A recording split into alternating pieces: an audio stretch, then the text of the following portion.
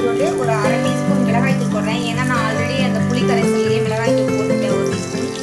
கொஞ்சம் காரமாக புளிக்குழம்புக்கு என்றைக்குமே காரமாக இருந்தால் தான் நல்லாயிருக்கும் மீன் குழம்புக்கு. இதில்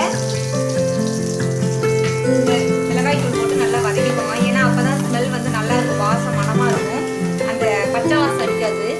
மிளகாய்த்தூள் வந்து ஒரு மாதிரி வாசம் வரும். இந்த எண்ணெயிலே போட்டு நல்லா வதங்கினதுக்கப்புறம் வெங்காயம் கருகும் போது எப்பயுமே மீன் குழம்பு புளி குழம்புலாம் வெங்காயம் ஒரு அரை கருகல் மாதிரி இருக்கும். அந்த மாதிரி கருகல் மாதிரி இருந்தால் தான் நல்லாயிருக்கும். இப்போ நல்லா நம்ம திரட்டிக்கலாம்.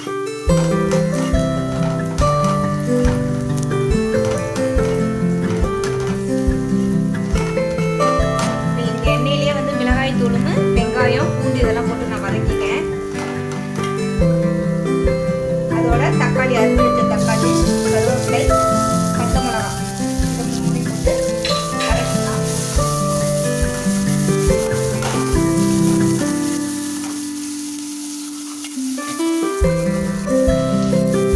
பாருங்க, நல்லா தக்காளிலாம் நல்லா வதக்கிடுச்சு. புளி கரைசல் வந்து தேங்காய், மஞ்சள்தூள், மிளகாய் தூள், தனியா தூள்லாம் போட்டுக்கோங்க. இந்த புளி கரைசலை வந்து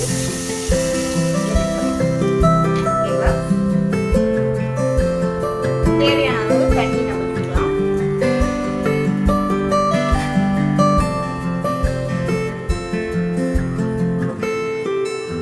தேவையான அளவு உப்பு,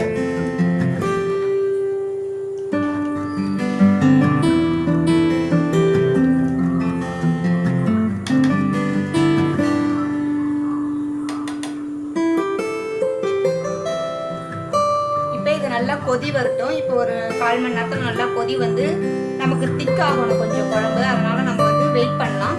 ஒரு 10-15 நிமிஷத்தில் கொதி வந்ததுக்கப்புறம் நல்லா சிம்மில் வச்சு நல்லா கொஞ்சம் லைட்டாக திக் ஆகட்டும். அதுக்கப்புறம் நம்ம மீன் போட்டுக்கலாம். ஓகேங்களா, வெயிட் பண்ணலாம்.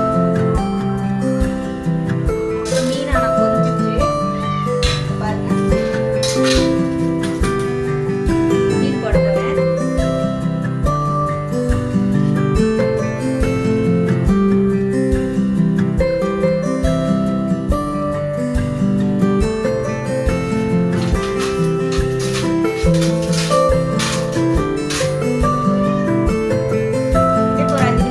வச்சிடலாம்.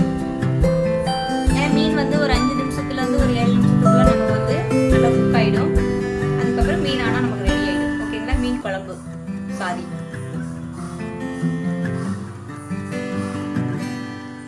ஃப்ரெண்ட்ஸ், இப்போ 5 நிமிஷம் ஆயிடுச்சு. மீன் குழம்பு நமக்கு நிறுத்தியாச்சு. நிறுத்தி நான் வேற ஒரு பாத்திரத்தில் மாற்றி வச்சுருக்கேன் பாருங்கள். நமக்கு சுவையான மீன் குழம்பு எப்படி செய்கிறதுன்னு இன்றைக்கி பார்த்தோம். இந்த வீடியோ உங்களுக்கு பிடிச்சிருந்தா லைக் பண்ணுங்கள், கமெண்ட் பண்ணுங்கள், ஷேர் பண்ணுங்கள், சப்ஸ்கிரைப் பண்ணுங்கள், பெல் பட்டனை மறக்காமல் ப்ரெஸ் பண்ணுங்கள். ஏன்னா ஆல் அதில் இருக்கும், அதில் ஆல் ப்ரெஸ் பண்ணால் தான் நான் போடுற வீடியோஸ்லாம் உங்களுக்கு கண்டினியூஸாக உங்களுக்கு வந்துட்டுருக்கும். எனக்கு 2-3 ஃப்ரெண்ட்ஸ் வந்து கமெண்ட் பண்ணியிருந்தாங்க, 2-3 அண்ணா அக்காலாம் கமெண்ட் பண்ணியிருந்தாங்க, எடிட்டிங்லாம் பண்ணி போடுங்க வீடியோவை. எனக்கு வீடியோவில் எடிட்டிங் பண்ண தெரியாது. இந்த வீடியோ வந்து நான் எடிட்டிங் பண்ணி உங்களுக்காக நான் ட்ரை பண்ணி பண்ணுறேன். எடிட்டிங் ட்ரை பண்ணுறேன்.